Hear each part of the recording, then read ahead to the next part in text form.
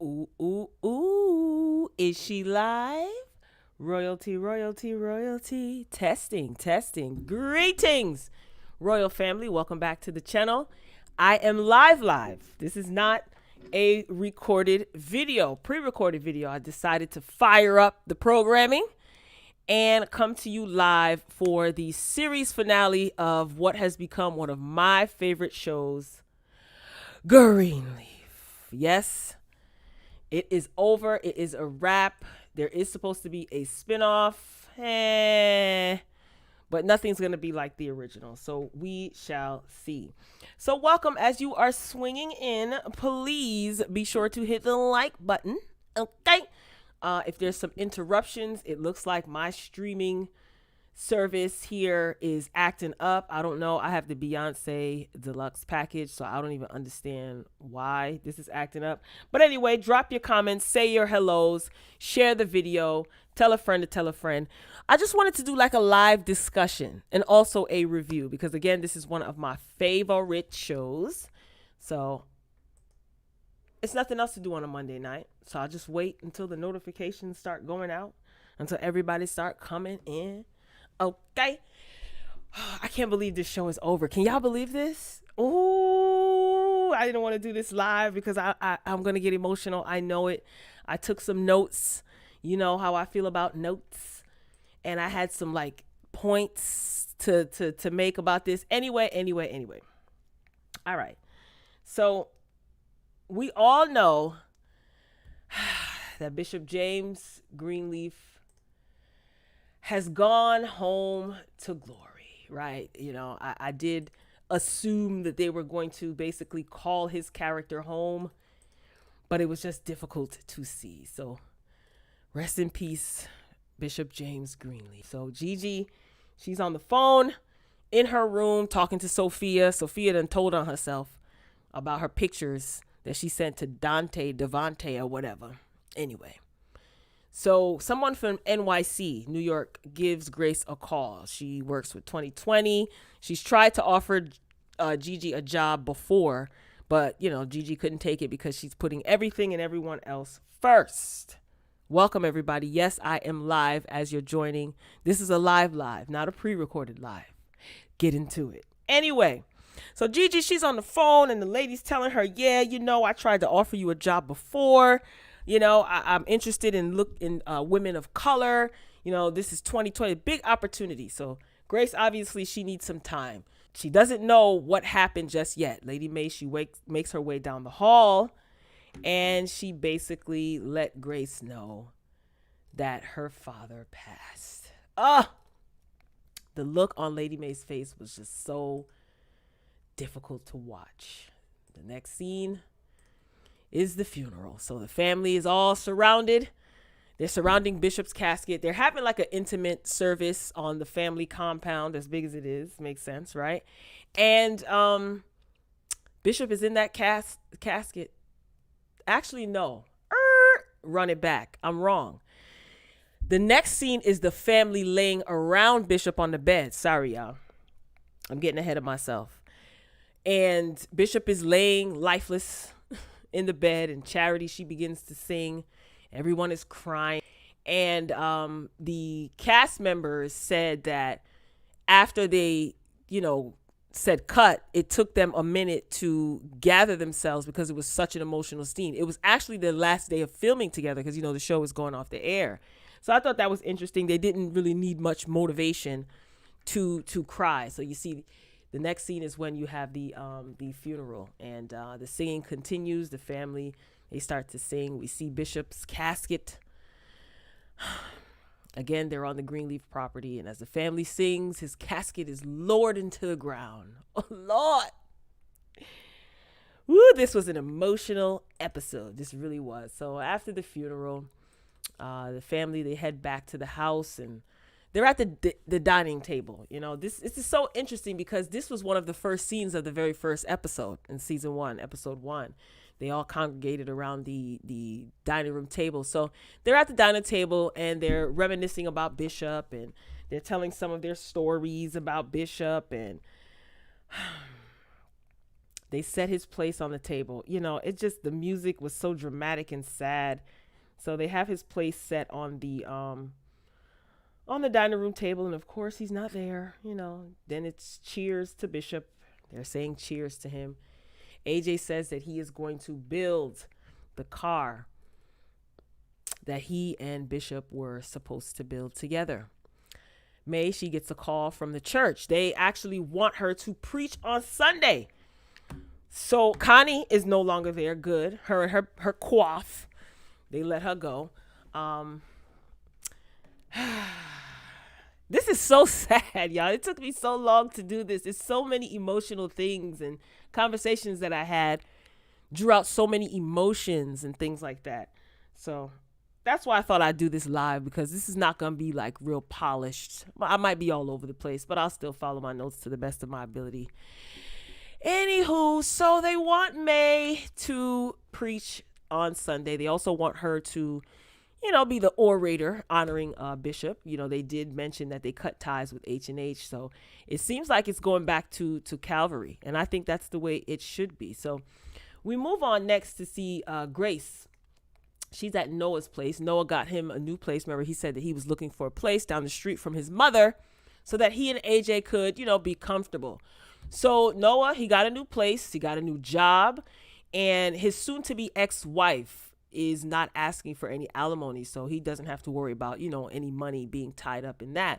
So Grace is so happy, so she gives him a hug, congratulations, this is great.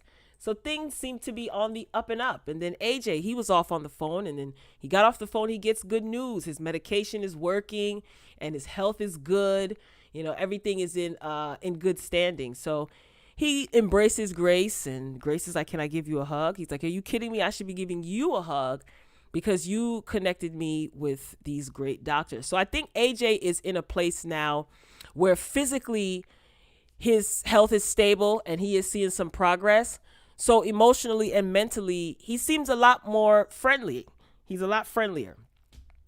I see they trying to get us to like AJ and all, but I don't know. I still ain't feeling it. I'm not easily impressed. So AJ and Grace, they leave Noah's house. They're getting in the car, and Grace gets a call from Darius. So AJ wants to know when he's going to meet Darius. He says, I want to meet this man. I have some questions of my own. We need to sit down and talk man to man. So there's a cute exchange between AJ and Grace. And I get it. You the writers are trying to get us to like AJ, but like I said, I'm not easily impressed. I'm good. I'll pass. So we move on to see Carissa and Jacob. They converse about like parting ways. Winky is going to be staying at the family house for a little while because Carissa, she's got to get things organized, looking for a place to live, all that good stuff. And this is closure for them.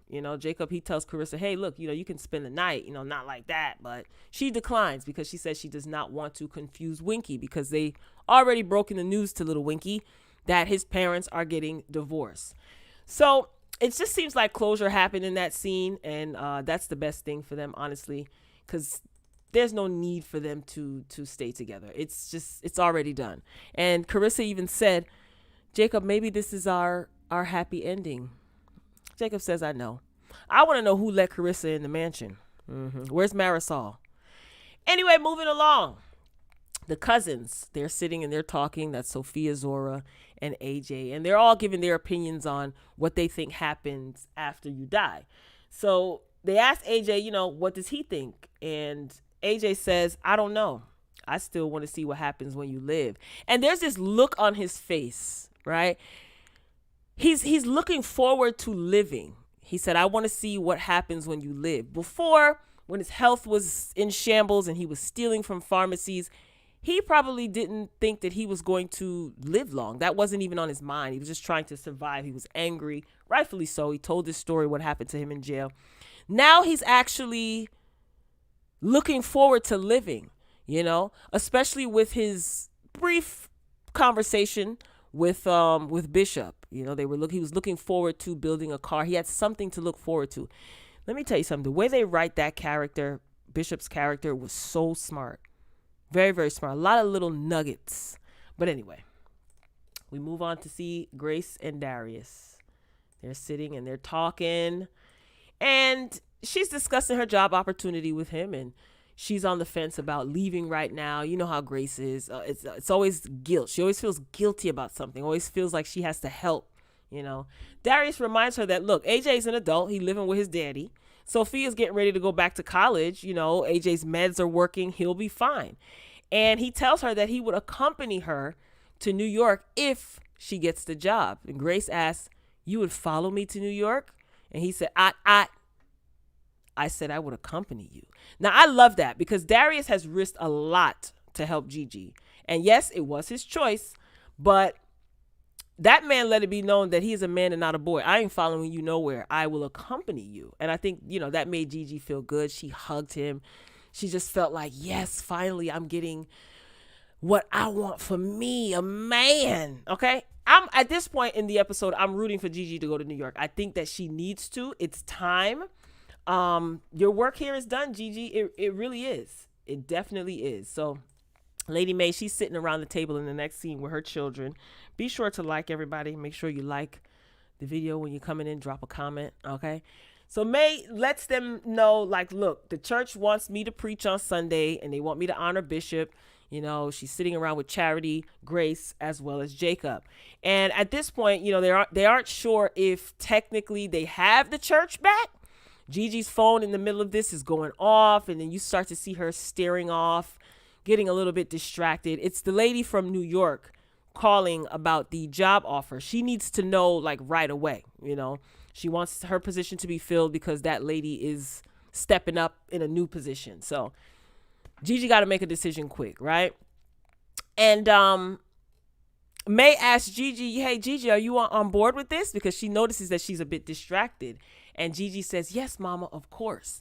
In that moment, I was like, no, Gigi, no, it's time for you to go to New York. Again, I took these notes as I was watching the episode.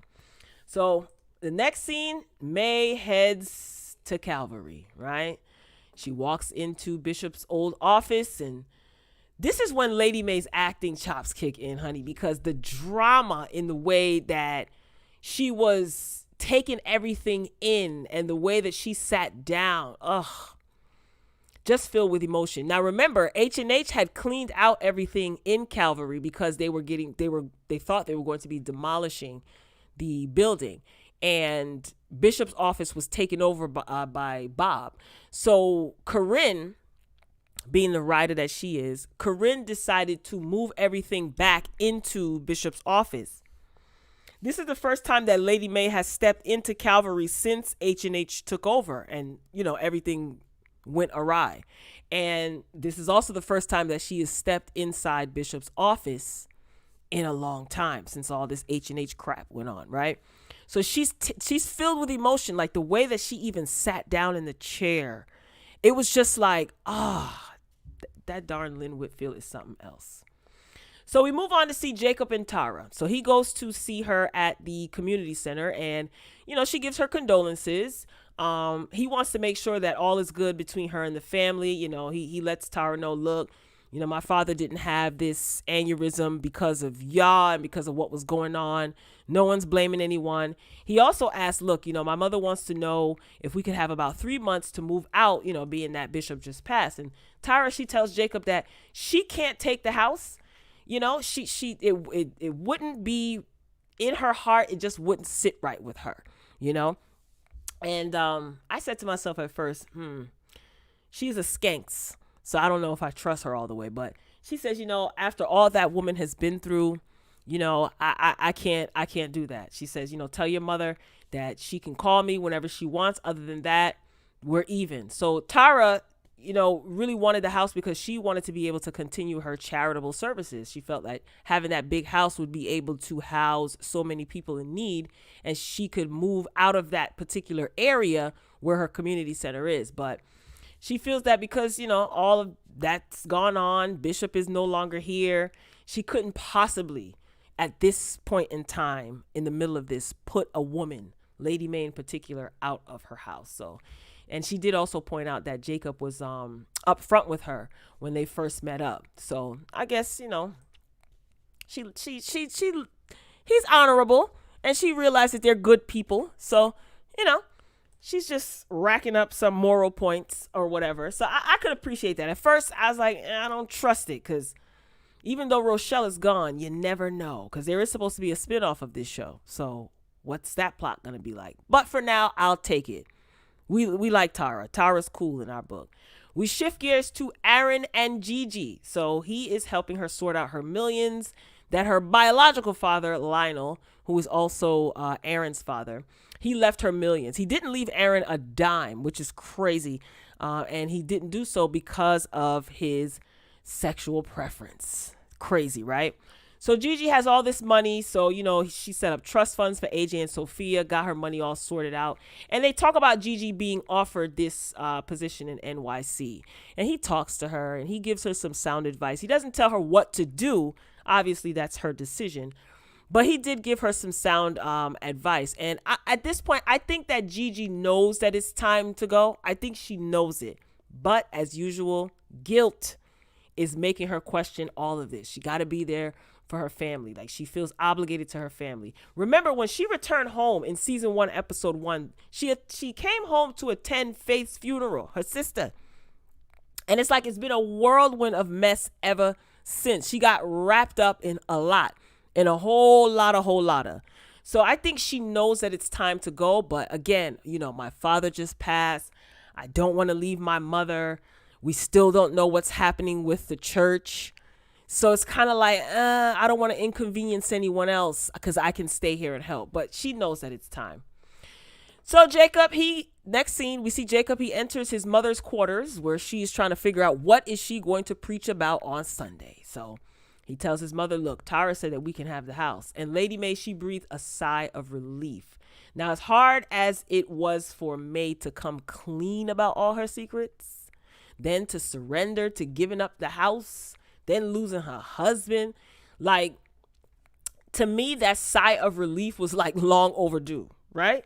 It was just a lot. It was definitely a lot. And she feels now at ease. She feels comfortable. So I think because the posture of her heart and waiting on God in this new season, you know, what she was trying to do since season 4, after they lost the church, and, you know, God just gave her the desires of her heart. You know what I mean? And yeah, that was really interesting. I don't know if I was or if I wasn't expecting Tara to give. I mean, if it was up to Rochelle, who knows? You know, she got the truth, so she's gone. Never to return. You know, we didn't see her come back. But Tara, I think she's a good one. I think she's a good one, and I think that she's trying to do what's right, and that works out in the family's benefit. It definitely does. And again, May breathing that sigh of relief was just like, oh, God answered my desires, the desires of my heart. Even though she was ready to give up the house, she sat down with Rochelle and Tara and said, you know, Mrs. Davis was your grandmother, and, you know, we technically, this house is yours. She was brave, even though, you know, May didn't want to give up her house, but she was careful in her decisions since like season 4 and this season. Like, let's wait on God, James. We need to hear from God, James, because she realized all the mistakes that they both made, Bishop and Lady May, you know, getting ahead of themselves, you know, not really waiting on God. So I think she's deserving of the house. I do. I think the entire family is deserving of the house, and Tara didn't have to do that. So the next scene, welcome back to Calvary. The church doors are open. So Jacob in the hallway, he runs into Tara, and she came to the church and she brought some of her parishioners from the mission with her. And what we find out here is that Tara and Jacob both have a heart for the homeless. That seems to be their calling. So Tara, you know, tells Jacob, hey, you know, maybe, you know, me, you, and Tasha can work together in the future. Oh, really? Tasha, that's got the hots for Jacob. And it seems, not Tasha, Tara. Tasha has the hots for Jacob. Yeah, I said that right. And Tara, she seems to like, you know, got her good eye on Jacob. Jacob too. So she seems like a wholesome girl. So as she's walking away, you know, Jacob is smiling. And I'm like, Lord, Jacob, slow down, honey. You ain't even divorced yet. Relax. All right. So now it is time to get service started. This was the What a way to go out. This was the illest part of the entire episode. The most powerful part. I said illest. The most powerful part of the entire episode. So the church doors are open. It's time to get service started. Okay. The church is filled. Charity, she is singing a very cloud-colored version of What a Mighty God We Serve. Okay. The crowd is clapping. And then Miss Lady Mae gets up in her purple ensemble, ready to address the crowd. You know, she's supposed to be preaching. The crowd is cheering. And at first, Lady Mae looks a little bit nervous. She looks like, okay, I got this, but I haven't been in front of these people in a long time. There's no shame because everything was revealed. When James stood in front of the church board and some of the parishioners and revealed everything about the house and the church and admitted to his congregation, confessed to his congregation what it is that he was trying to do and how he lost his way, you know, there's no shame. So Lady Mae can step back into the church. No shame. There's no shame. So she takes her time and she receives encouragement from the crowd, and they're like, all right, take your time, you know. This was so freaking powerful. This was really, really powerful. And I'm trying not to get emotional because I watched this twice and it's so crazy and so funny or interesting that you could receive a word or a message from anyone, anywhere. Okay. Anyway, so the crowd is cheering and she looks nervous. So she takes her time, you know, the crowd is cheering for her and they're just looking. Everybody's eyes is on Mae. So she expresses that she misses the bishop and that she has talked to the bishop more in the past week than she has in the past few days than she had in the past few months. She said that he told her to tell them something new. All right. And this is where goosebumps start happening and you know, I start getting a little nervous and it's like, okay. Let's see what Mae got. Lady Mae starts getting in her bag now, you know, and she starts preaching like she goes off. Oh boy. Did you guys see it? Tell me y'all saw it. Please tell me you guys synced it. Anyway, so she wants to talk about the new, all things new. She says, behold, the prophet Isaiah said, speaking for God, I'm doing a new thing. Do you not receive it? She wants the church to focus on not what the church has been. So forget about the past, but what it's never been. Ooh. Okay, Lady Mae, you coming with it. She said, when God saved all the guilty people with the death of one innocent man, oh, that was anew. Oh, Lord Jesus, make me something new. Show me forgiveness where there can be none. Redemption when it's far too late. Acceptance where there is hate. Lord God, I want you to show me what I can't explain. I want you to make me what I can't become. Let's pause. When she says, I want you to make me what I can't become, that line right there made something move in my spirit. And I'm so serious. She goes on to say, and torment my tongue in the fire of your unendurable life or light. I can't remember. She tells the church to love your past enough to let it go. Move forward and say, Jesus, Jesus, say it with me, make me new. So in that instance, while the crowd is like looking on and everyone is just like, wow, you know, like even Gigi, she's just looking, she's receiving this word. I think she was taken aback by the fact that, wow, my mom is really up there doing it. Like she's doing so freaking well. You could even see a light in AJ's eyes. This is a side of Lady Mae that he's never seen before, but he's still receiving the message. Lady Mae preached that thing. She preached that thing. So they shift to the crowd and the crowd is cheering. Everyone is encouraged. And Sophia leans over and tells her mother, Gigi, I think your work here is done. And that was interesting too, because it's like Sophia was paying attention all along to everything that was going on. And she's seen her mother's face like, wow, my mom really, she really is gifted. She really definitely has the anointing. So she then calls the visitors up, and the members, anyone who wants to lay it all on the altar.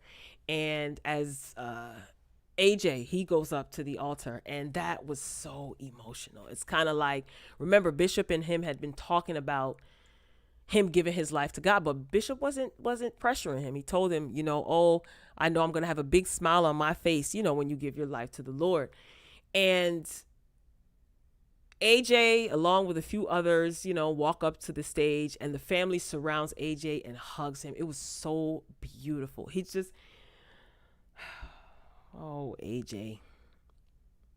I just think back to when Bishop was talking to him about, saving souls, and Bishop just put it in an eloquent way, but he didn't pressure him, Anyway, so that was a really good and powerful service. Make me what I can't become. Woo. Lord, May, she did her thing. You know what I wish? I really wish that we could have heard Bishop's voice. Like May could have been sitting somewhere by the lake or something like that, and we would have heard Bishop's whisper, his robust voice.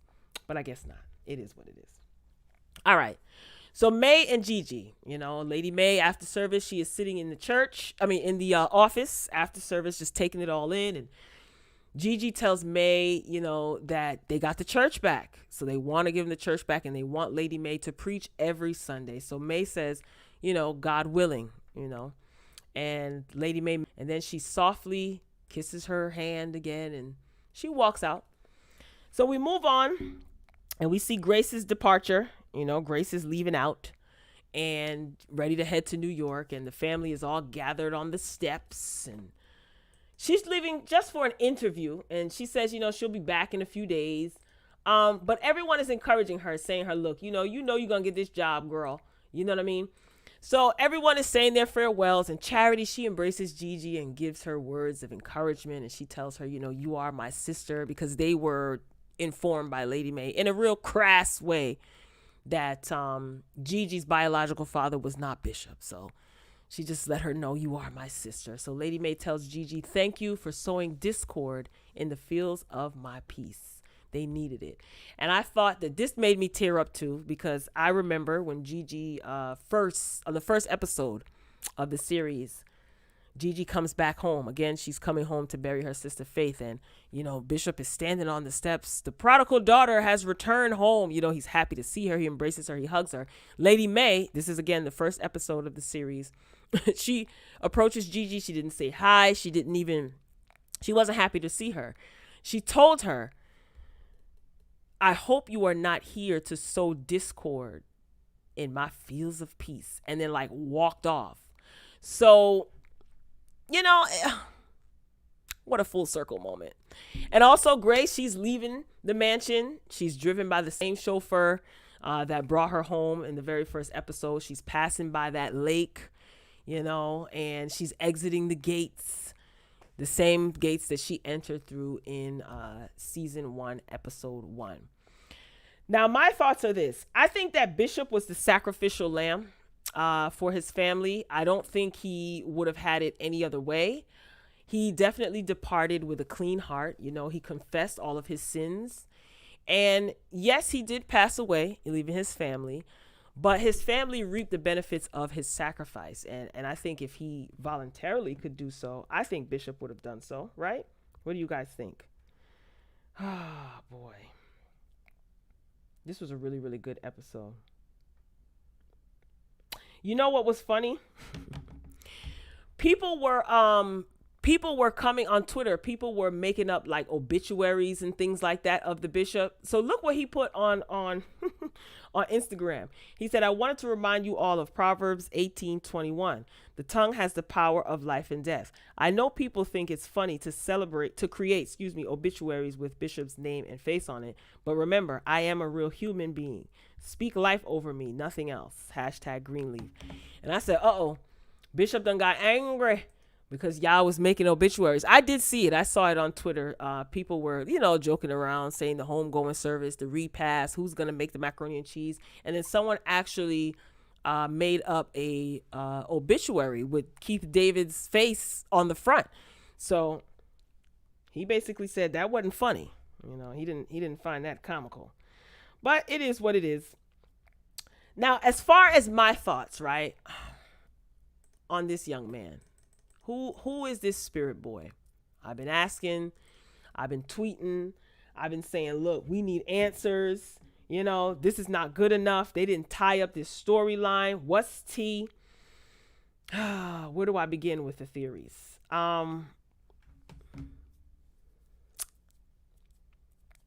Here's what I conclude, right? He came onto the Greenleaf compound when Grace was praying, and I think at this point he had already been deceased. We learned that he passed, he died, he got popped outside the pharmacy. We learned that at the beginning of season 5. But I think when he came to Grace, he was already departed, right?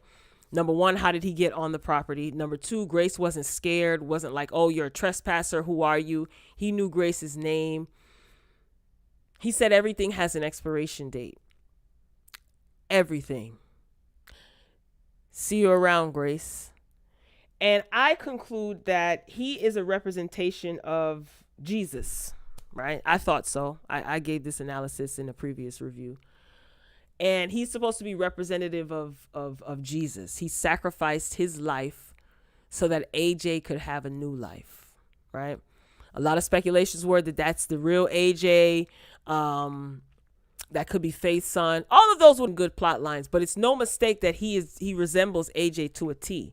Even when he was walking on the property, Grace thought that he was AJ.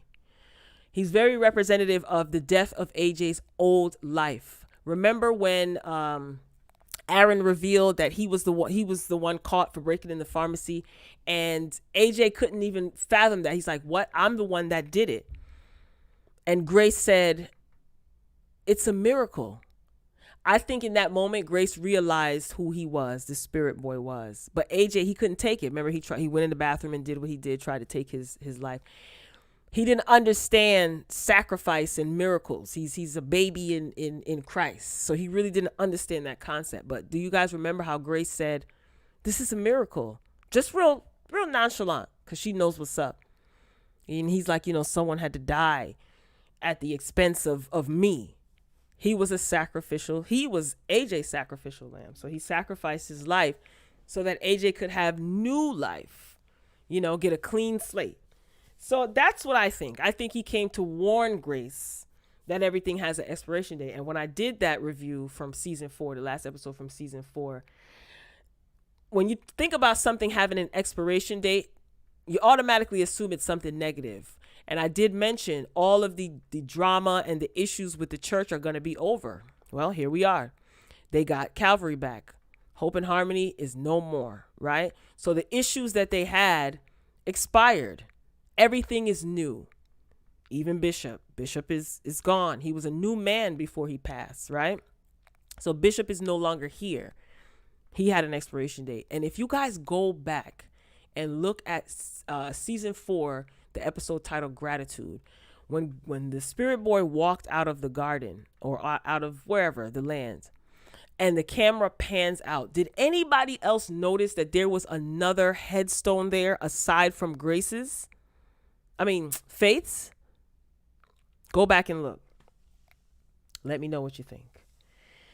So that's basically who the spirit boy was. He was the one that sacrificed, whose life was sacrificed for AJ to have a new life. And then what happens? What transpires? We see AJ getting saved, being reborn, made anew, which was basically the point or the topic of Lady May's sermon.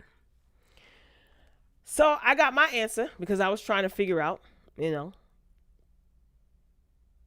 who this spirit boy was.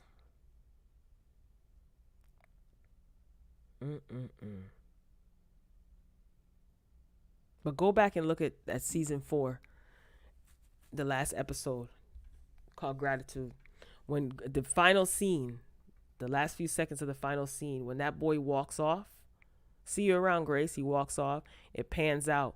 There was another headstone there. And then I said to myself, oh, AJ is going to die. Mm-mm. It was Bishop that was going to pass away. So, I know my live stream was messing up. But for those of you who joined me, thank you for stopping by. I just wanted to give my thoughts on Greenleaf. So, what a way to end the show. This was a good finale, in my opinion, series finale. And then they had the little after show, the homegoing service, where the actors actually sat down and talked to one another, talked in front of the camera, answered questions. And it was very, very interesting. It was good. But Keith David did a great job. And I'll tell you, Lady Mae really brought it home. Lynn Whitfield really, really closed out the series beautifully. So she got her wish. She wanted to preach, but she wasn't ready at the time. So she had to be made ready. And she definitely was, because now you have a story to tell. You know, everything is not all picture perfect in your pretty little polished sermons. You really went through some stuff from losing this church and getting it back. You went through some things. You buried your husband. You buried a child. You know, you really went through some things. So now you can be vulnerable and be made anew. And she's leaning on faith. Not everything has to be planned out, you know.